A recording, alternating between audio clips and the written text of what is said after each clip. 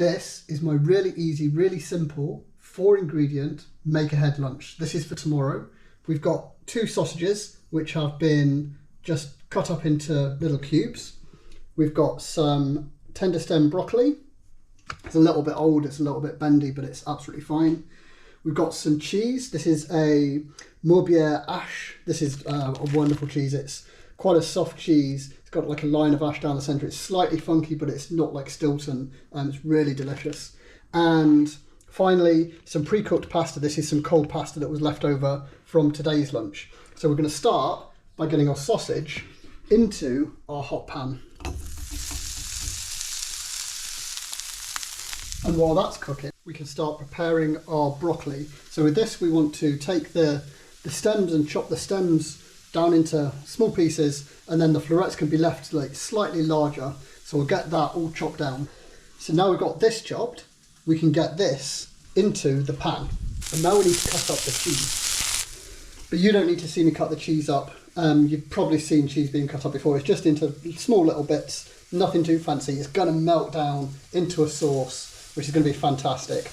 And talking of sauce, I'm going to be a little bit cheeky and introduce a 5th ingredient that I didn't mention. Since I've got a glass of wine on the go, I'll add just a little splash of wine into the pan.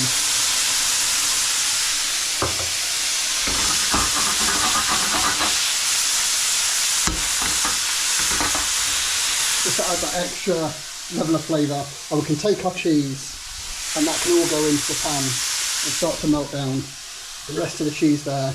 Make sure we get all of it into the pan. Give that a bit of a stir around. At this point we'll maybe turn the heat down slightly as well. And we'll get our pasta, and we'll put our pasta into there.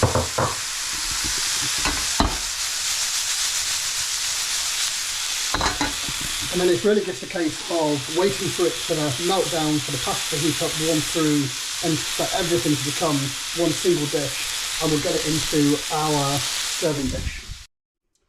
And there it is, our 4-ingredient, well 5-ingredient if you include the wine, pasta, sausage, broccoli and cheese mix. Just let it cool down, pop a lid on, put it in the fridge overnight, and that'll be fantastic for lunch tomorrow. Or if you can't hold on that long, have it for dinner tonight. What cheese would you use? Let me know in the comments down below.